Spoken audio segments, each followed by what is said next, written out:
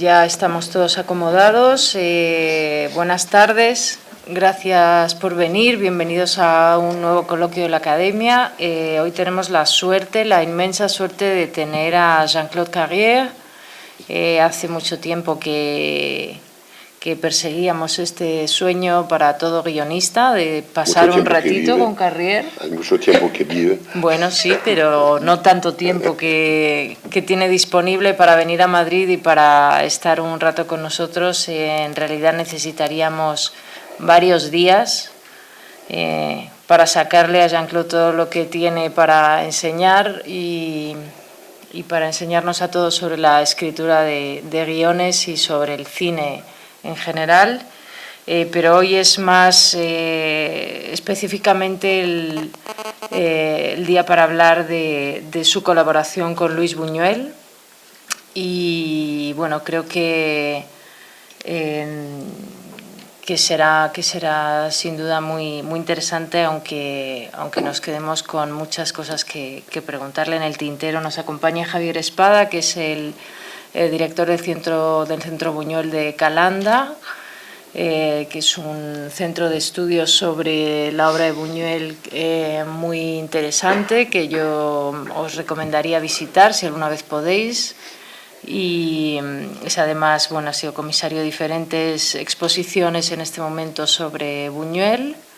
Es muy buen conocedor, por supuesto, de su obra y últimamente además ha hecho un importante documental que se estrena mañana se presenta mañana en el Festival de Valladolid.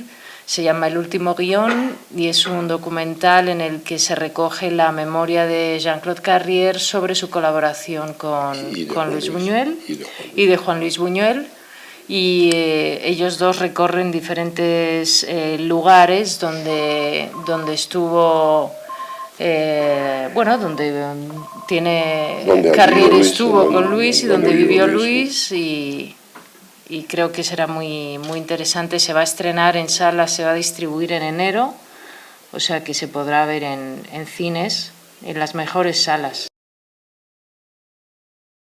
Yo había pensado un poco abrir con algunas preguntas muy elementales sobre la colaboración de Carrière con Buñuel y bueno, no hemos hablado mucho de cómo vamos a organizar esto, no. Pero tú, Javier, a tu buen criterio como persona Javier sensata, sabe todo, puede por eso él puntualiza. Lo interesante es que hable Jean-Claude, que habla muy bien que habla muy bien español porque tuvo un maestro que le enseñó fantásticamente, que es el propio Luis. Sí. Y otros. Y yo quería empezar un poco por eso. ¿Cómo conociste a Luis Buñuel? Lo conocí de una manera muy sencilla, a través de un productor francés, Silverman, que buscaba un guionista francés para trabajar en la adaptación de Diario de una camarera, la primera película que hemos escrito juntos. Y Luis, el año 63, se encontraba en el Festival de Cannes, invitado, y recibió 3 o 4 o 5 guionistas franceses. La condición era de ser joven, lo era en este momento más o menos, y de tener, si posible, talento, y de conocer la provincia francesa. Eso era muy importante para él. Yo soy nativo del sur de Francia y conozco bastante bien las ciudades y la atmósfera de la provincia. Y yo me fui muy emocionado, me fui a Cannes únicamente para tener una comida con Luis fuera del festival, en su hotel Montfleury, en la montaña, cerca de Cannes. Y teníamos una cita a la 1, y era un hombre muy puntual. Yo llegué un poco antes y lo vi en la terraza charlando con unos amigos, y a la 1 menos 1 minuto se levantó, tocó las manos de su amigo y vino a mí y me dijo: señor Carrière, sí, bueno, por favor, pasamos al comedor. fuimos al comedor, los dos solos, me acuerdo al inicio, y su primera pregunta, y sentí que se trataba de una pregunta que no era mundana, era una cosa profunda, una cosa de una posible comunicación entre los dos. Me miró con sus ojos extraordinarios y me preguntó, ¿bebe usted vino? Y bueno, yo le contesté la verdad, que no solamente bebo vino, pero soy de una familia de productores de vino. Su cara se iluminó y pidió 2 botellas, y bueno, eso ha sido el primer paso. Más tarde me dijo que por lo menos, si yo no tenía talento de ninguna manera, por lo menos teníamos algo que hablar. Vino. Y bueno, yo sabía que se trataba de la adaptación de Diario de una camarera y había preparado más o menos un plano de adaptación de la novela de Mirbeau. La novela de Mirbeau es una serie de escenas de la chica, de Celestine se llama, de la camarera, en varios lugares, con varios maestros. Y mi idea era de concentrar 2 o 3 de esos maestros en una familia, en 2 casas y una familia. Y yo lo di a Buñuel y me dijo, pero yo tengo la misma idea. Era una coincidencia extraordinaria, ¿no? Y después me preguntó algo de mi vida, de lo que me gustaba, de lo que había hecho. Había hecho únicamente una película documental sobre la vida sexual de los animales, y Buñuel era de formación un entomologista. Había aprendido la entomología aquí en la universidad, en la casa de estudiantes de Madrid, y hasta el final de su vida era capaz de dar los nombres de todos los insectos en latino, hasta el final. Él sabía mucho. Era otro punto de contacto. Y después me preguntó a propósito de la primera película que yo había escrito con Pierre Tex, asistente de Jacques Tati. Y bueno, la primera puerta en el cine fue abierta para mí por Jacques Tati, un director cómico francés. Y yo lo dije que hemos hecho 2 cortes y un largometraje con Pierre Tex que son, no los conocía Luis, que son en la tradición de la grande escuela cómica americana, de Buster Keaton, Chaplin.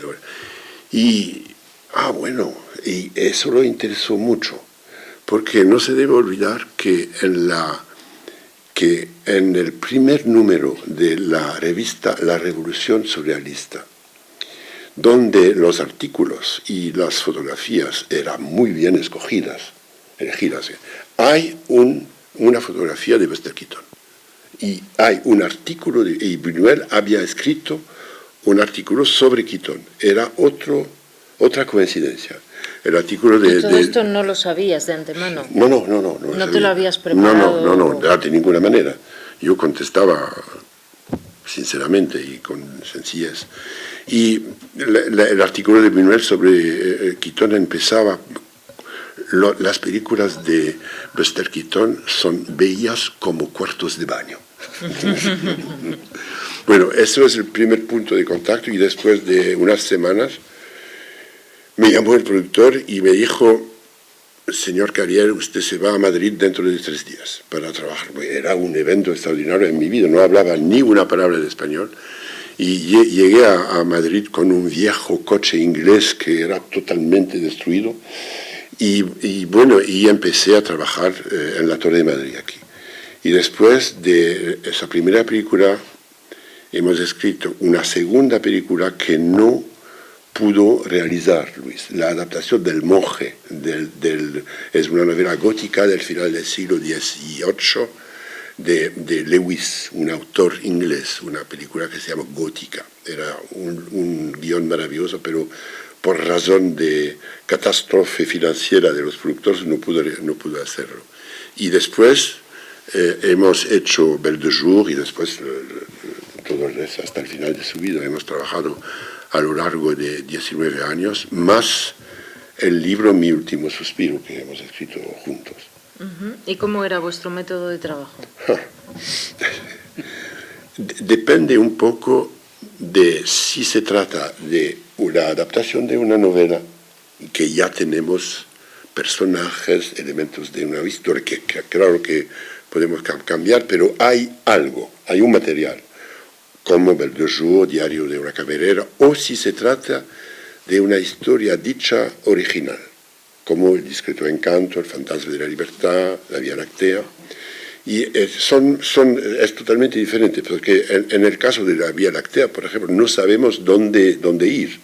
Hay que cada día inventar algo, tratar de convencer el partenario, el otro, y de defender y de cambiar. Y bueno, es un trabajo constante, permanente. Se hacía siempre de la misma manera, en un lugar aislado, siempre en España o en México. En España el lugar favorito fue el hotel El Paular, cerca del monasterio del Paular, en la Sierra de Guadarrama, al norte de Madrid. Y en México el balneario de San José Purúa, que ya conocía antes de nuestro encuentro, y donde hemos trabajado a lo largo de casi 20 años, por lo menos 2 veces al año. Y el balneario está filmado en la película de Javier. Y una vez La Vía Láctea, la primera versión de La Vía Láctea, la hemos escrito en el parador de Cazorla, que es en la Sierra de Granada, en octubre y noviembre, solos los dos en las montañas, con los ángeles y los demonios. Y era un trabajo de concentración total, quiero decir, únicamente los dos, sin mujeres, sin amigos, sin visitas, sin domingos, sin pararnos, a lo largo de, a veces por 6, 7, 8 semanas, que es muy duro, sí. Porque cuando te vas a trabajar con Buñuel, te encuentras en la finales de los Juegos Olímpicos, no hay un nivel superior, tienes que llegar con el máximo de tu talento, de tu concentración, de tu disposición, de un deseo de trabajar. Eso es esencial, si no, él lo va a adivinar, lo va a sentir, que no estás en forma. Okay. Y también el facto de quedarnos solos los dos es para llegar a una concentración compartida en la misma cosa, en el mismo tema, en el mismo guión, que para no escribir 2 películas diferentes, pero la misma película. He calculado que hemos comido los dos solos más de 2000 veces en mi vida. Eso quiere decir mucho más que algunas parejas podrían decir, ¿eh? Siempre los dos, me he sentado aquí porque su oreja bueno era la del lado izquierdo, y para hablar con él. Eso, trabajar con él era vivir con él. Era tratar de llegar, tenía 31 años más que yo, pero es tratar de llegar al mismo, por ejemplo, aquí en Madrid, la primera vez, después de una semana de trabajo en Diario de una camarera, llegó el productor Silverman de París y me invitó a cenar sin Luis, que era muy extraño porque siempre hacíamos los dos. Y bueno, Silverman me habló de varias cosas de la vida política francesa, de los humores, y al final, cuando llegaron los postres, me dijo, bueno, a propósito, había venido para decirme eso, a propósito, Luis está muy contento con usted, dice que es muy serio, muy trabajador, muy serio, pero hay que decir no de vez en cuando. Eso para mí ha sido muy importante. La necesidad para mí de oponerme a veces, porque estoy enfrente de un monumento del cine mundial y a mí me gusta gustar. Yo quiero querer las ideas de Luis. Y cuando me dice algo, siempre tengo la tentación de decir sí, qué maravilla, sí, claro. No, él necesitaba otra cosa, necesitaba un partenario, realmente. Y eso ha sido seguramente el trabajo personal más difícil que hacer. De llegar, cuando Buñuel te propone algo, por ejemplo, si tú eres yo y yo soy Buñuel, te propone, bueno, podríamos hacer, tú me escuchas, y, bueno, es difícil de hacerlo. Bueno, Luis, no sé si... pero es necesario. Y después de 2 o 3 semanas de esfuerzos, porque yo era un joven, había hecho poco en el cine, no tenía una fama grande, bueno, pero eso ha sido una ¿cómo se podría decir? Una experiencia muy interesante para el resto de mi vida. Y el trabajo se pasaba en mi cuarto, siempre, después de un desayuno juntos, después un paseo juntos, después 10 minutos para prepararnos y llega a las 10 puntual, punto, toca a mi puerta y él se sienta enfrente de mí y empezamos a trabajar 3 horas hasta la 1. A la 1 vamos a comer, después de la comida un poco de descanso, un otro paseo y 3 horas más. Después, eso es una cosa que hemos imaginado, inventado y practicado. La idea de Buñuel, y eso también ahora es la mía también, pero es que nuestra imaginación es un músculo que se puede entrenar, como cualquier músculo. Es como lo dijo como el título de la novela de Julio Donoso, es un lugar sin límites. No hay limitaciones, no hay límites a nuestra fuerza de imaginación. Y por eso, a las 5 de la tarde, 5:30, nos paramos por media hora en mi cuarto y Luis en su cuarto, y tenemos la obligación cada día de inventar una historia en media hora. Una historia corta, largo, cómica, trágica, que tiene una relación con el guión o no importa. Algo nuevo, únicamente para entrenar a la imaginación. Y después nos encontramos en el lugar sacrosanto que es el bar, para tomar el sacrosanto aperitivo. Y aquí tenemos la obligación de contar al otro nuestra idea, que es otro ejercicio. Uno es de inventar, otro es de contar y de tratar de convencer. Y me acuerdo perfectamente que a veces Luis me esperaba en el bar, y solo, en el paular, abajo de una copia de un monje de Zurbarán, me acuerdo. Y era así, con su vasito, me veía y algunos días me decía, eso quería decir, mi idea no vale nada. Pero otros días había algo interesante. Y no sé cuántas historias, cuántas pequeñas situaciones historias han cruzado los bares del Paular de San José Purú a lo largo de 19 años, mucho. Y otra cosa muy personal, Buñuel quería no perder el contacto con el público. Era su preocupación número 1. Era un surrealista, un hombre de imaginación, pero quería no perder, no cortar la relación con el público. Y habíamos imaginado una pareja francesa de los français moyens, ¿no?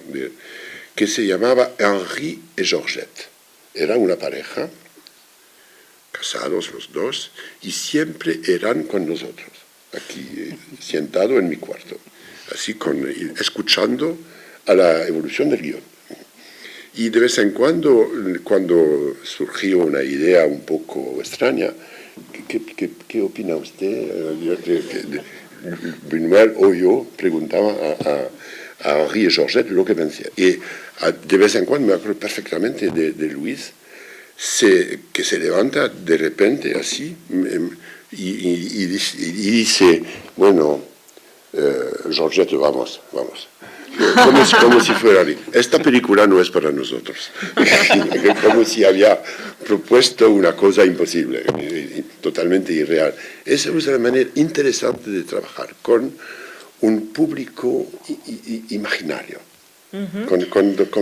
No son idiotas, porque han tomado la decisión de ir a ver una película de Buñuel, pero hay que mantenerlos hasta el final, hasta la última imagen.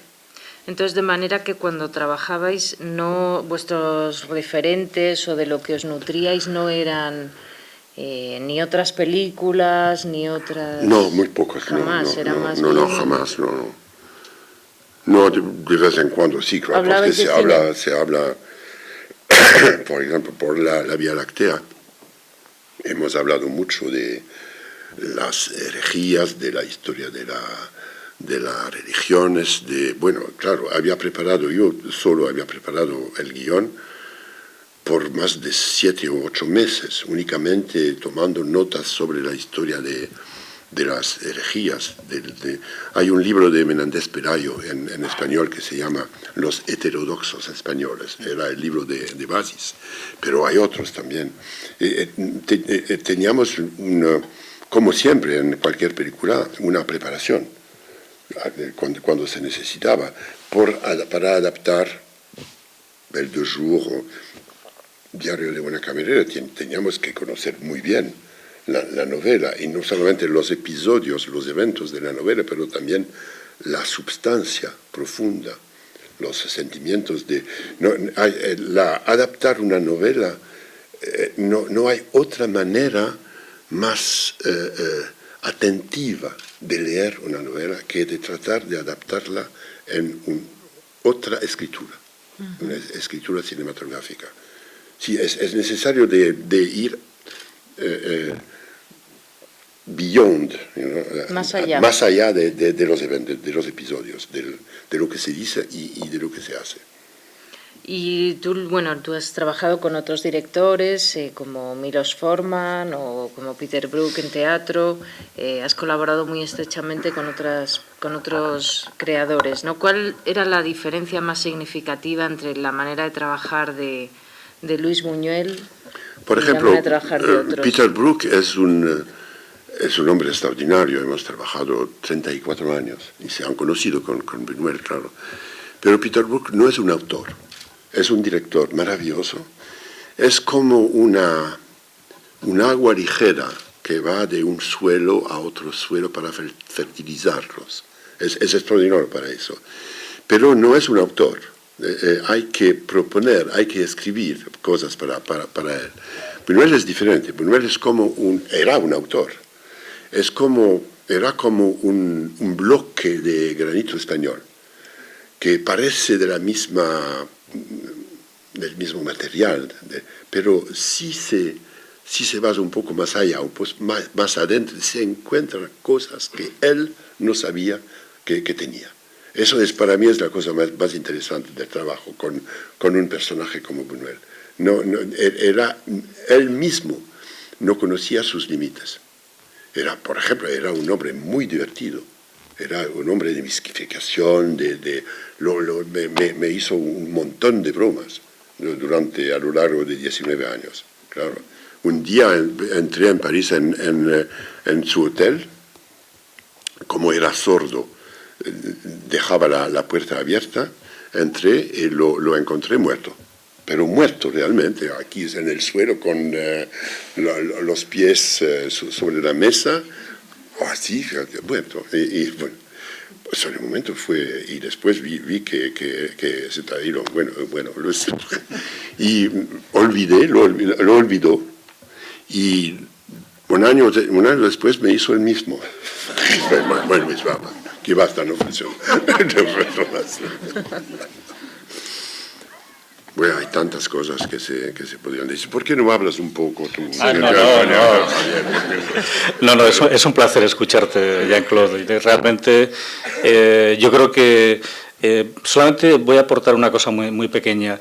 Después de publicar Mi último suspiro, Buñuel recibió una carta de Octavio Paz que le decía que había leído el libro y que le parecía que era su mejor obra. Yo creo que eso es muy importante. Y es una cosa que le debemos a Jean-Claude. Sin Mi último suspiro, Buñuel no se conocería como se conoce.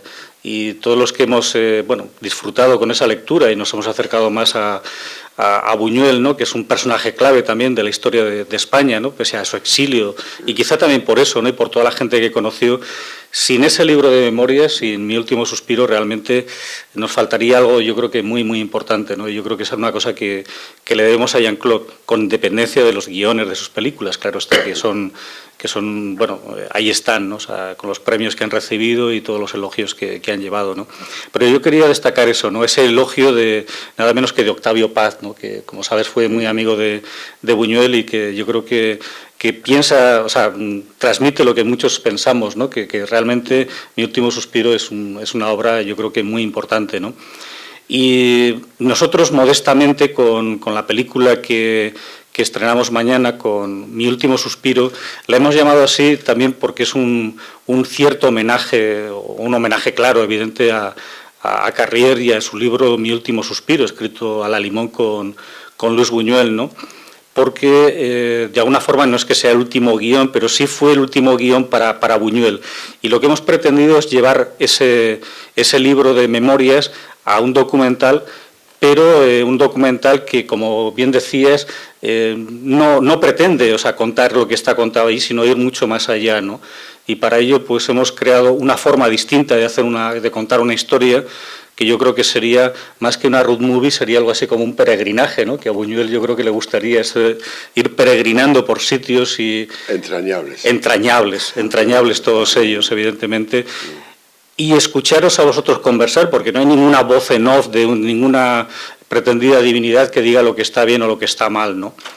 Entonces, bueno, yo estoy muy, muy contento cómo ha sido los pases previos que ha habido, como la gente lo ha visto, ¿no?, esta película, y creo que también está un poquito el espíritu de don Luis allí, y desde luego quería aprovechar para darte las gracias públicamente por ese libro de memorias y aprovechar para pedirte que nos contaras algo de cómo fue esa redacción, que al principio Buñuel no quería, pero que luego encontró su propia voz en tu voz, que yo creo que es muy bonito, ¿no? Hacer un libro de memoria, sino un libro retrato, un libro muy parecido a Luis. Y a lo largo de 18 años, 19, yo había tomado un montón de notas sobre la vida de Buñuel, sobre sus relaciones con los surrealistas en París, su vida durante la Guerra Civil en España, su vida en México, y tenía un montón de notas y no sabía qué hacer. Y habíamos escrito el último guión, que se llamaba Agón, una ceremonia suntuosa, que Luis, por razón de debilidad, no pudo filmar. Y se quedaba en México muy aburrido y sin saber qué hacer.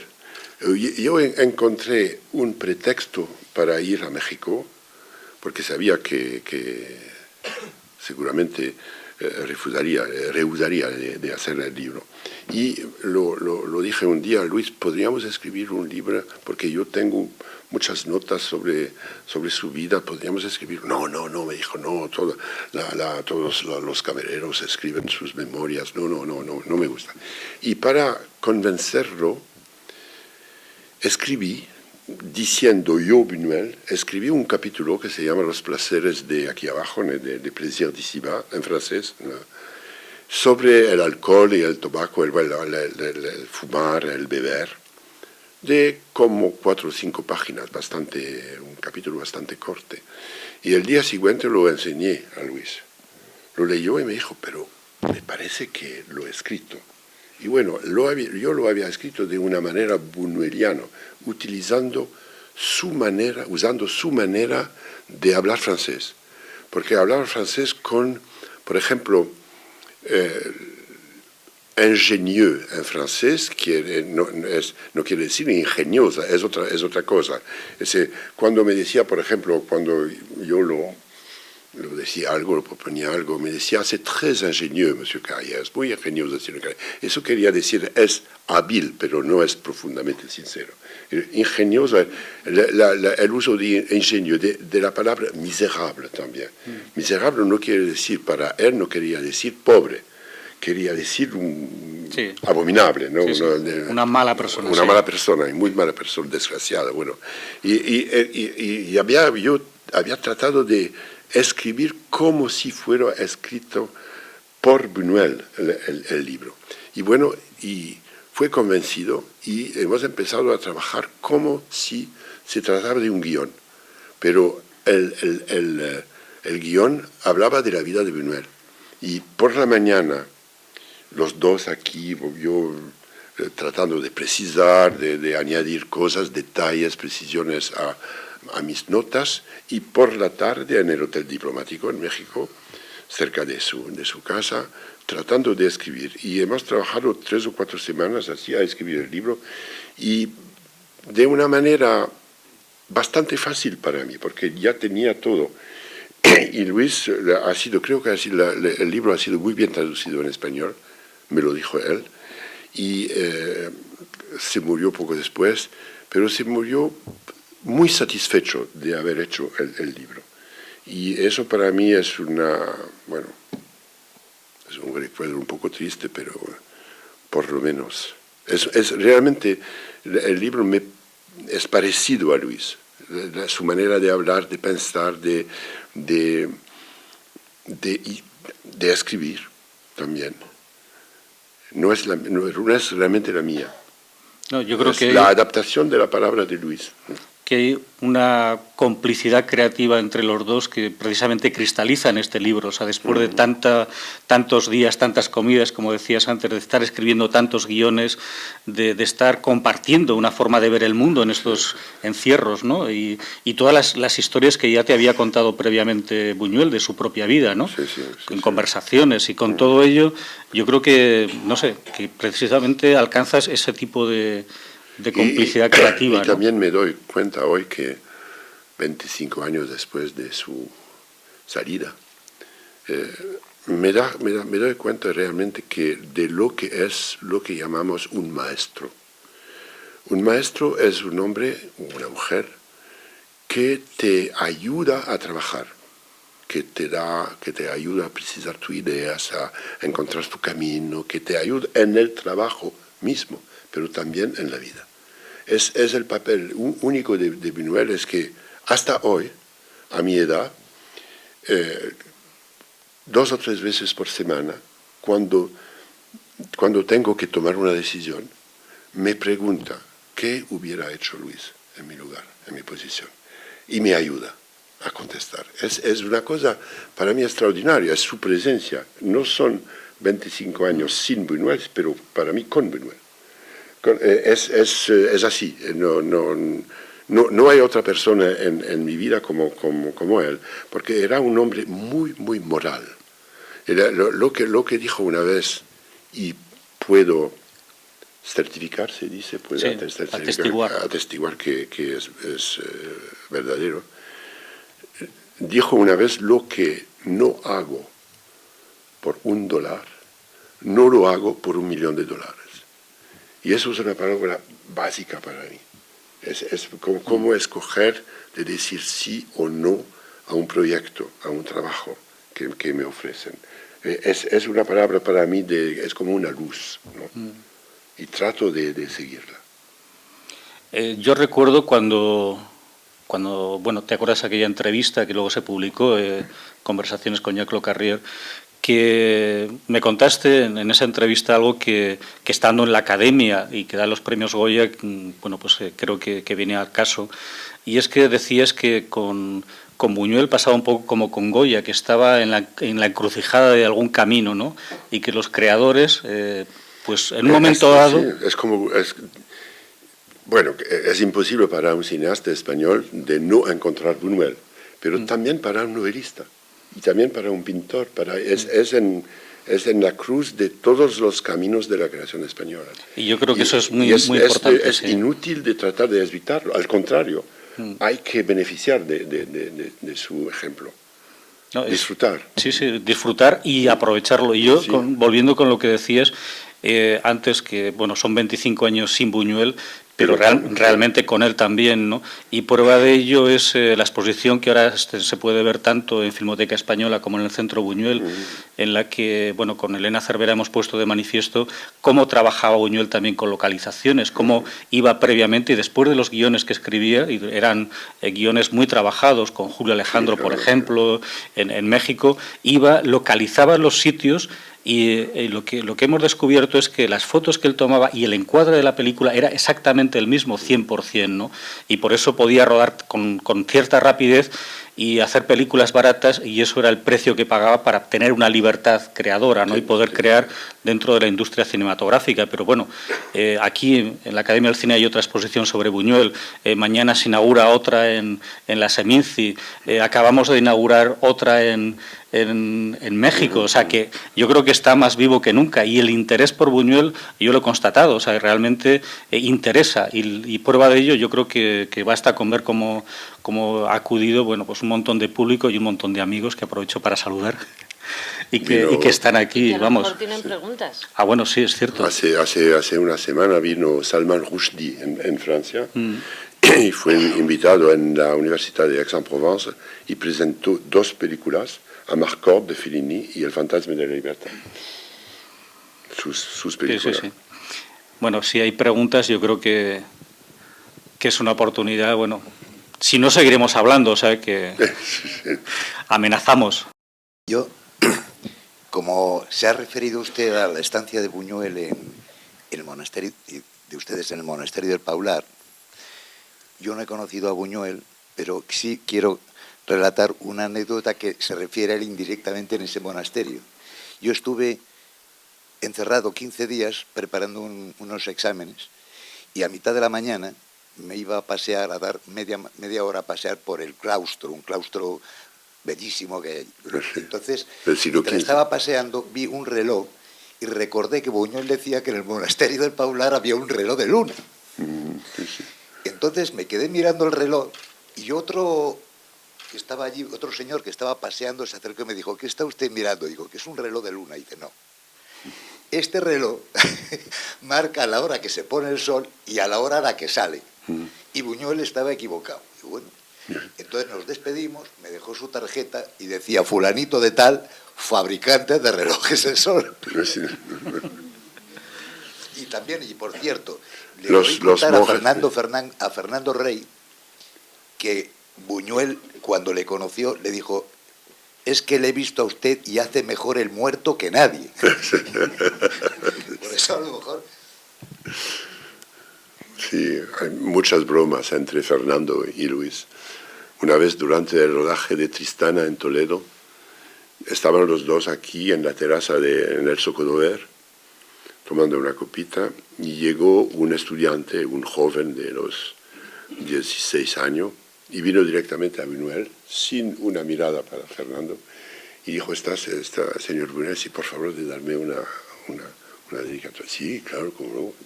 Firmó Buñuel y se fue. 3 minutos después, una chica de los 15 años vino directamente a Buñuel sin una mirada. Él mismo: si puede usted firmarme algo. Sí.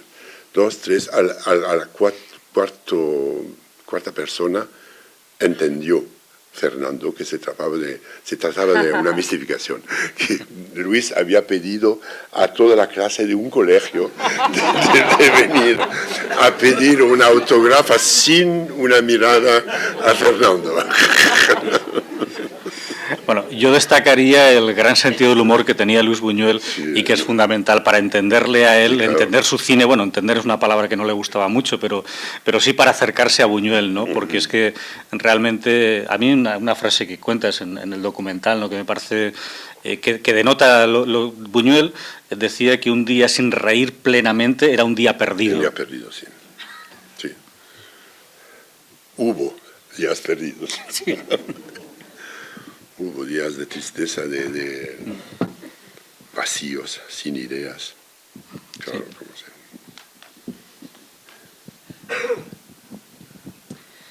sea. Actualmente se habla mucho de Buñuel, y me gustaría saber también que ya en su momento ya era admirado por los grandes cineastas de su época o anteriores. La foto famosa en la que aparece con George Cukor, Alfred Hitchcock, William Wyler. Me gustaría que nos comentara un poquito esa jornada, cómo transcurrió. Bueno, nos encontramos en Los Ángeles el año 72 con Luis, invitados en el Festival de Los Ángeles para presentar El discreto encanto. Y yo había trabajado en Los Ángeles sin Luis y conocía bastante bien a George Cukor. Y un día me llamó Cukor y me dijo, me parece que Buñuel está in town, en la ciudad, sí. Y yo dije, me gustaría mucho de invitarlo con unos amigos, me dijo Cukor. Bueno, fuimos con Silverman, el productor, y Rafael, el hijo de Luis, que vive en Los Ángeles. Y llegamos a la casa espléndida de Cukor. Y después de unos minutos yo vi a través de la ventana llegar por las escaleras un hombre muy viejo, sostenido por un esclavo negro muy fuerte. El hombre era John Ford, que llegaba. Después de John Ford llegó Hitchcock. Después llegó William Wyler, Billy Wilder, todos, un grupo para dar un homenaje a Buñuel. Era una cosa extraordinaria, realmente. Era muy conmovido, Luis. No podía entender por qué y cómo, porque creía que lo habían olvidado. Y me acuerdo perfectamente de Hitchcock explicando a Buñuel el montaje de Tristana. Lo conocía plano por plano, porque tenían todos salas de proyección privadas, donde veían las películas de Buñuel. Y me acuerdo perfectamente de una palabra que para mí es un ejemplo típico del lenguaje cinematográfico. Hitchcock diciendo a Buñuel, y haciendo así, y yo traduciendo, porque no podía entender el inglés de Hitchcock, que era bastante enfermo. Cuando está tocando el piano, Tristana, tú bajas la cámara lentamente y vemos que tiene únicamente una pierna, y ahora tú subes la cámara lentamente y cuando vemos su cara no es la misma mujer. Eso es maravilloso. Hitchcock explicando a Buñuel con lo que había hecho. Pero son dos grandes directores que hablan de la escritura cinematográfica. Lo que cambió, sí había cortado el plano. Este efecto se hubiera perdido. Pero así no. Y me acuerdo perfectamente de para mí, un gran momento en mi vida. Son un pequeño ejemplo de lo que tratamos siempre de hacer, es de hacer películas usando el lenguaje cinematográfico.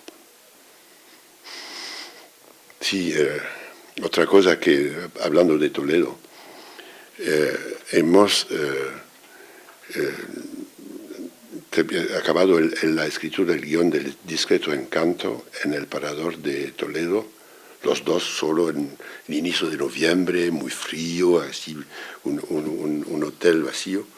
Y un día me dijo Luis, mañana encontraremos el título y después basta. Encontrar el título quiere decir que no nos vamos a ver, sino a inventar títulos para proponer con el derecho de veto de uno a otro, es decir, no, bueno. Y nos encontramos el día siguiente para el aperitivo sacrosanto en el bar, y Buñuel me dijo, señor Caria, por favor, yo leo que he olvidado mis títulos, y Luis dijo no a todos, bueno, 4 o 5. Y al señor Buñuel lo estoy escuchando, y me dijo un primer título que era una acotación unas 2 versos de un canto revolucionario francés que se llama la Carmagnole, y que dice la Vierge abat Lénine, abajo Lénine, o la Vierge, la Virgen à l'écurie, et le Christ à la voirie. ¿Cómo se quiere decir? La voirie son el garbage, la basura. La basura, el sí. Cristo a la basura y la Virgen ¿dónde son los caballos? A la A la casa. Yeah. Y yo sí, bastante sorprendido. Yo dije, no, bueno, otro título, no. Otro título era El encanto de la burguesía. Y yo le dije, bueno, Luis, tenemos que pararnos un momento porque me parece una idea interesante. Jamás habíamos hablado del encanto o de la burguesía durante el trabajo. Pero lo dije, falta un adjetivo a encanto. Sí, quizás. ¿Qué adjetivo? Bueno, tal, discreto. El encanto discreto de la... Muy bien, perfecto. Y aquí nos paramos, sin leer los otros títulos que tenía. Acabamos el aperitivo, pasamos al comedor. Somos los dos, aquí es bastante oscuro. Y se acerca el mayordomo aquí lentamente y dice a Buñuel, De Gaulle ha muerto. ¿Qué? ¿Cómo? De Gaulle se murió, acaban de decirlo en la radio, se murió. Ah, bueno, gracias. Y se fue el hombre y Buñuel me dijo, quizás es un buen título. Es un recuerdo de Toledo, ¿no?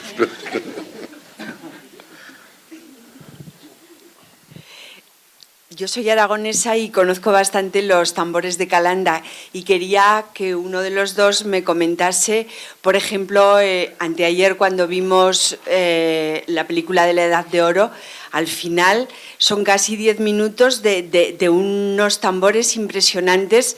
No en todas las películas, por descontado, pero en unas cuantas, eso que me gustaría que me comentaseis la unión de los tambores con las películas de Buñuel. Bueno, luego me toca por la parte de calandino. Como yo también soy de Calanda y toco el tambor, pues es curioso porque La Edad de Oro es la primera película sonora que hizo Luis Buñuel y una de las primeras que se hizo en Francia. De hecho, los títulos pone película hablada y sonora. Entonces, Buñuel, en aquel entonces no existía ni Internet ni otras cosas, ¿no? Entonces, él no tenía la grabación del sonido de los tambores. Para meterlo ahí tuvo que enseñarle a tocar al grupo de tambores de la Guardia Republicana de París. Él sabía tocar el tambor perfectamente, ¿no? Entonces, les hizo tocar, por eso suena tan mal, todo hay que decirlo, y entonces incluyó el sonido. Yo la primera vez que vi la película, tenía unos 15 años, y es la primera película que vi de Buñuel, en un cine más o menos clandestino de Barcelona, me sorprendió porque entonces no se conocían los tambores de Calanda y nadie de la gente que estaba en la sala sabía que esos tambores acompañan procesiones y que tienen también un punto, digamos, que tiene que ver con la Semana Santa. Entonces, sacar a Sade disfrazado de Cristo, pero encima con el sonido de los tambores todavía era mucho más fuerte, ¿no? Y luego lo incluyó también en Nazarín, ya con el sonido ya más arreglado, y en Simón del Desierto. Y en Simón no solamente salen los tambores, sino que además sale alguna copla que se canta en las procesiones de Calanda, ¿no? Yo creo que es un punto de también un guiño hacia su tierra, ¿no? Que también cuentan que en su casa de Cerrada Félix Cuevas él tenía su tambor y cuando eran las 12 del mediodía en su pueblo, en Calanda, pues él cogía el tambor y se ponía a tocar el tambor. Claro, los vecinos debían de pensar que ese hombre no estaba muy allí, pero él lo hacía porque era una forma de, digamos, de saltarse también el exilio y poder estar, gracias a ese toque de tambor, pues en contacto un poco con su tierra, ¿no? Y siempre que vino a España, pues cuando podía, coincidía con Semana Santa, siempre era para él. Buñuel yo creo que siempre seguía unos ritmos cíclicos también, o sea, le gustaba mucho volver a los sitios y a Calanda también le encantaba siempre que podía. Y ya, Jean-Claude, ¿quieres añadir algo? Sí, hay también una cosa, hay sí el recuerdo del país, de Calanda, pero también hay algo íntimo en el sonido de los tambores.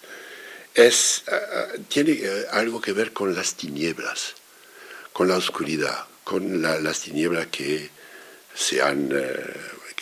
bajaron sobre la tierra después de la muerte del Cristo.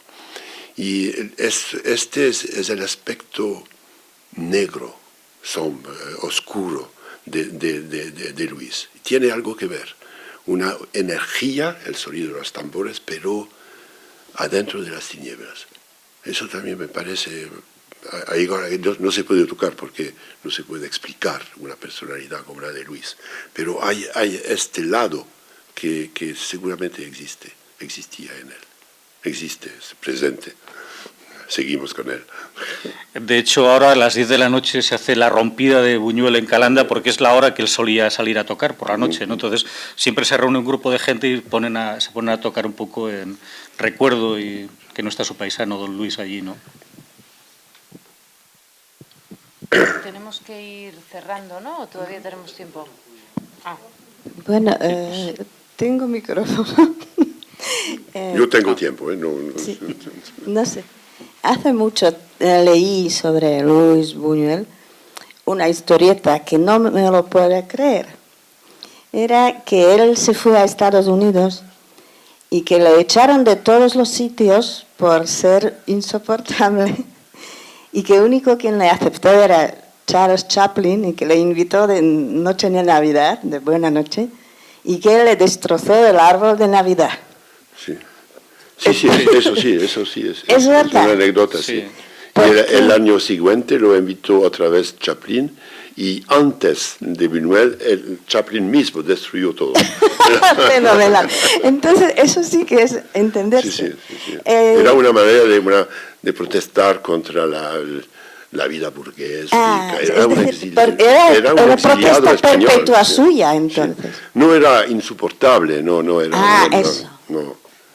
Eso es lo que no quería creérmelo. No, la cosa que me contó es que la primera vez que llegó a Los Ángeles, un día fue invitado con unos amigos a cenar en la casa de los amigos y había como 7 u 8 personas cerca de la mesa y había una persona que lo conozco. ¿Dónde he visto esta cara? Lo conozco. ¿Quién es? Era Chaplin, no lo había reconocido. Han trabajado juntos los dos sobre algunos elementos, algunos gags del dictador. Han trabajado un poco. Sí, a Chaplin, sí. La idea del Gran Cañón con el obús, se dice, que cae, es de Buñuel. Es una idea de Buñuel.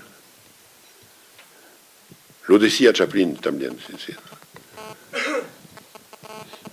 ¿Qué consejo podrías dar para los jóvenes guionistas? Aquí estoy. Así. Para los jóvenes guionistas, ¿qué consejo podrías dar? Y otra pregunta, ¿cuál consideras que es la mejor obra que has hecho con Buñuel en participación? No puedo contestar a la segunda porque eso depende de los días, de las noches, eso no sé. Pero a la primera, el consejo número 1 para un joven guionista será de conocer la técnica cinematográfica. Eso es indispensable. Porque un novelista, como ocurrió recientemente en Francia, puede pensar que puede hacer una película, que es fácil. No, hay que conocer el lenguaje cinematográfico. Y para un guionista tiene que saber cómo lo que está escribiendo va a volverse en una película. Eso es absolutamente indispensable. Si no, es como tratar de escribir en chino sin conocer el lenguaje. Eso sería Y después, claro, necesita paciencia, trabajo, mucho, y un poco de suerte.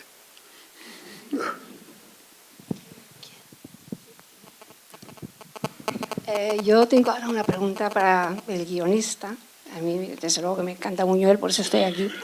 Le quería preguntar, en esta película, en Belle de Jour, el primer cliente que tiene Belle de Jour recita ahí una especie de estrofas de una canción que dice: a mí me gusta el pan con queso como se come en el rancho, pero más me gusta un beso debajo de un sombrero ancho. ¿Y usted sabe dónde sale esa letra? Luego le explico por qué. No, creo que el actor improvisó. El actor improvisó esa canción y también el otro, el mongol, el chino, improvisó también un poema, le pidió Luis de recitar, de decir un poema de su país. Pero, ¿qué poema? Dijo el actor, bueno, ¿Sabe usted una de esas tonterías de la luna sobre el lago de noche? Ah, sí, veo perfectamente. Y lo dijo. Es que nosotros, mi marido y yo, ahí en los principios de los años 70, le cantábamos esa canción a un amigo nuestro que era profesor de español en Suecia. Entonces él las grababa, las canciones, para enseñarles a sus alumnos el español. Y yo siempre la cantábamos porque pensábamos que era una estrofa de una canción mexicana. Y después, cuando fuimos a vivir a México y se la cantábamos a nuestros amigos mexicanos, ellos decían que eso no lo conocían absolutamente.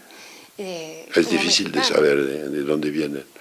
Y no sé dónde. Las historias y las canciones, es difícil de decir. Y otra pregunta que le quería hacer es, en el Âge d'Or, ahí que la hemos visto hace 2 días, aparece, bueno, Buñuel me parece que es un hombre sorprendente. Su ingenio en las películas a mí me resulta tan sorprendente para mí misma como es las respuestas que pone en los diálogos de sus personajes, que seguramente usted tiene mucho que ver también. Y a mí me recuerda un poco lo que en francés se llama le coup de théâtre, que es algo que el público no se espere, que le deja. Y yo creo que Buñuel utiliza mucho, y bueno, no sé, usted mismo, porque probablemente sus diálogos también son suyos. Pero aparte de este comentario, Buñuel se inspira en Dalí, o Dalí en Buñuel, cuando aparece este señor con la barra de pan en la cabeza en la Edad de Oro. Creo que es una idea de Dalí, es la única idea de Dalí en la Edad de Oro. Sí. Sí.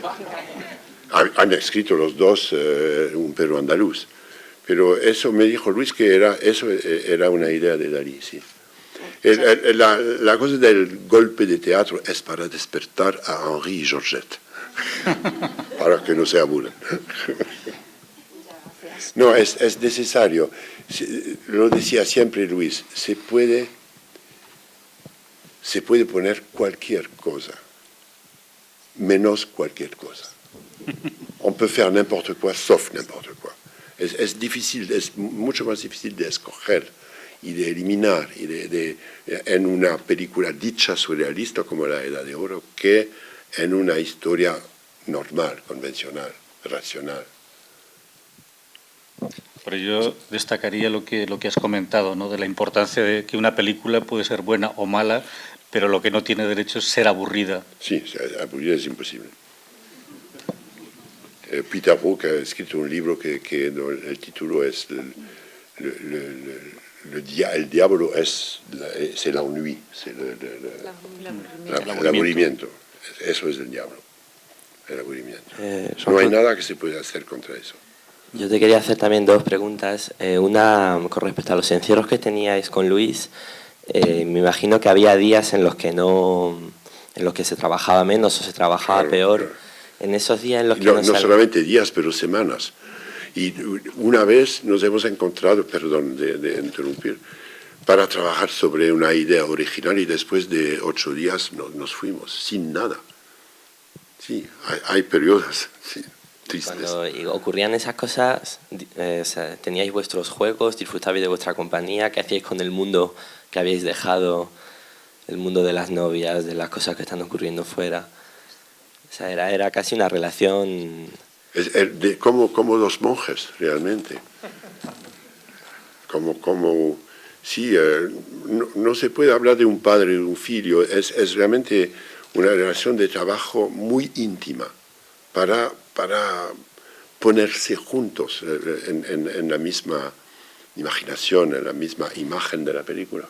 Es difícil. Y tú ahora, después de Buñuel, ¿han cambiado tu método de trabajo o sigues con los directores o con otros guionistas intentando conservar esa convivir juntos, intimidad? El guionista tiene que adaptarse al deseo del director. Hay directores que trabajan de otra manera, que no necesitan la presencia del guionista cada día, por ejemplo.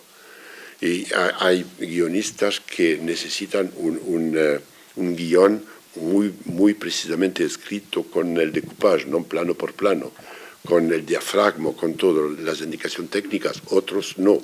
He trabajado con Godard, por ejemplo, que no necesita realmente un guión. Necesita mucho de hablar, de tomar notas, de tener indicaciones, fragmentos de diálogo, pero un guión para Godard es como una cárcel. Entre los dos hay Buñuel, hay otros directores, que hay una necesidad para un guionista de saber, de adivinar, de ver, de sentir qué es la película que el director quiere hacer realmente. No, es sobre la última peli, Cet obscur objet du désir, este oscuro objeto del deseo, en español. El papel protagonizado por dos mujeres que al principio no estaba previsto. Según dice, recuerdo haber leído que Alain Gabriel dice que fue una imposición del productor. El hecho de que fueran dos mujeres. Entonces eso me sorprende porque es una idea tan fuerte. No, de ninguna manera. Una vez durante el trabajo en San José Purúa, me acuerdo perfectamente, un día hemos hablado de la imposibilidad para una actriz de interpretar los dos personajes, porque es una mujer muy compleja, muy contradictoria, que tiene aspectos totalmente diferentes. Y tuvimos la idea de dar el papel a dos actrices. Que no tienen nada que ver. Sí, y bueno, hemos trabajado todo un día a compartir las escenas entre una que sea elegante, parisiana, y el otra muy popular, muy aparentemente abierta. Y después de un día, Luis me dijo, no, eso no vale, eso me dijo, me acuerdo perfectamente en francés, le caprice d'un jour pluvieux, el capricho de un día de lluvia, ¿no? Pero después empezó a trabajar con una actriz en Sevilla, en Sevilla, que tenía que bailar flamenco. Y no pudo. Después de 3 o 4 días con la actriz, llamó al productor y le enseñó los rushes. Y le dije, no puede seguir, no, me equivoqué, esta actriz no vale. Y después yo no estaba, fueron a tomar una copita en un bar y Buñuel de repente se pensó en el día en San José y dije a Silberman, Serge, ¿conoce usted una mujer que podría ser todas las mujeres? Y Serge entendió inmediatamente y dijo, ¿quiere tomar 2 actrices para...? Sí, ¿por qué no? Podríamos tratar. Y así nació la idea. Pero la idea no fue desde el principio suya, digamos. No, de los dos al inicio, pero la habíamos olvidado. Ya. Y Y volvió. Sí, volvió pero yo no estaba. Ya, pero que no fue imposición Y para... la Carol Bouquet y Ángela Molina habían hecho ensayos. Era número 2 y 3 en la lista. Y eran maravillosas los dos. Ángela está en la película. Sí. Bueno. Pues muchas gracias. Gracias a Dios. Gracias a Luis.